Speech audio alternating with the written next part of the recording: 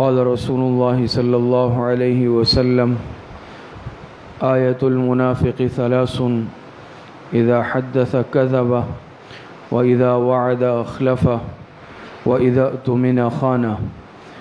جناب رسول اللہ صلی اللہ علیہ وسلم کا ارشاد مبارک ہے، منافق کی تین نشانیاں ہیں، جب بات کرے تو جھوٹ بولے، اور جب وعدہ کرے تو اس کے خلاف ورزی کرے، اور جب اس کے پاس امانت رکھوائی جائے تو اس میں خیانت کرے۔ اس حدیث مبارکہ میں یہ تین نشانیاں اور علامتیں جناب رسول اللہ صلی اللہ علیہ وسلم نے نفاق کی بتائی ہے کہ یہ نفاق اور منافق کی نشانیاں ہیں۔ پہلی بات اس میں یہ سمجھ لیں کہ نفاق دو طرح سے ہوتا ہے، ایک نفاق اعتقادی، دوسری قسم ہوتی ہے نفاق عملی۔ نفاق اعتقادی تو یہ ہے کہ خدا نخواستہ کسی کے دل میں کفر چھپا ہوا ہے اور وہ اپنے آپ کو مسلمان ظاہر کرتا ہے، یہ نفاق اعتقادی کہلاتا ہے، اور یہ کفر سے بھی بدترین درجہ ہے۔ دوسری قسم ہے نفاق عملی کہ جس میں انسان ظاہر میں بھی مسلمان ہو اور باطن میں بھی مسلمان ہو، ایمان رکھتا ہو اللہ پاک پر، وحدانیت پر، رسالت پر، سب پر، لیکن اس میں دینی انحطاط کی وجہ سے کچھ صفات اور علامتیں منافق کی آ گئی، جیسا کہ خیانت، اسی طریقے سے جھوٹ، وعدہ خلافی، گالم گلوچ، یہ صفات اس کے اندر آ گئی ہوں تو یہ نفاق عملی کہلاتا ہے۔ اس سے انسان دائرہ اسلام سے خارج نہیں ہوتا، لیکن یہ اس کے ایمانی اور دینی انحطاط اور کمزوری اور پستی کی علامت ہوتی ہے۔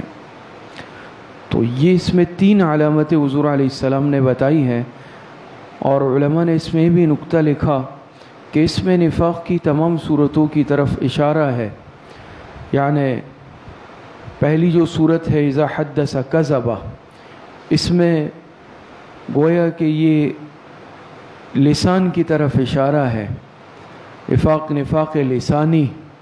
اور وَإِذَا وَعَدَ أَخْلَفَ، پہلے میں فساد فی القول اذا حدث کذب، اور وَإِذَا وَعَدَ أَخْلَفَ میں فساد فی النیت کی طرف اشارہ ہے، اور وَإِذَا اؤْتُمِنَ خَانَ میں فساد فی الفعل کی طرف اشارہ ہے۔ تینوں کی طرف اشارہ آ گیا کہ بعض دفعہ انسان کی یعنی زبان میں، قول میں فساد ہوتا ہے، بعض صورتوں میں نیت میں فساد ہوتا ہے، اور بعض صورتوں میں فعل عمل میں فساد ہوتا ہے۔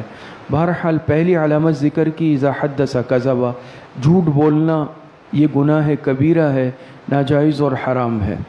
چاہے انسان حقیقت میں جھوٹ بولے، چاہے انسان مذاق میں جھوٹ بولے، چاہے بڑے کے ساتھ جھوٹ بولے یا بچے کے ساتھ جھوٹ بولے، جھوٹ کسی بھی صورت میں جائز نہیں ہو سکتا۔ اسی طریقے سے جھوٹ کی اور مروجہ صورتیں بھی ہیں جو ہمارے معاشرے میں رائج ہے، اسے ہم جھوٹ کا گناہ نہیں سمجھتے۔ ایک تو زبان سے خلاف واقع بات کہہ دینا، یہ بھی جھوٹ ہے، اور عملی صورتیں بھی اس کی ہے، جیسا کہ کسی نے جھوٹا میڈیکل سرٹیفکیٹ بنا دیا، جھوٹا تعلیمی سرٹیفکیٹ بنا دیا، جھوٹا کیریکٹر سرٹیفکیٹ بنا دیا۔ جہاں اس میں دھوکے کا گناہ ہے وہیں پر اس میں جھوٹ کا گناہ بھی لکھا جائے گا۔ اسی طریقے سے کسی کی جھوٹی سفارش کرنا، غلط سفارش کرنا، معلوم ہے شخص اس چیز کا اہل نہیں ہے لیکن میں نے اس کی غلط سفارش کی، یہ بھی جھوٹ کا گناہ لکھ لیا جائے گا۔ اسی طریقے سے عدالت کے اندر بولنا، جھوٹی گواہی، یہ تو اکبر الکبائر میں سے ہے، بہت بڑا گناہ ہے۔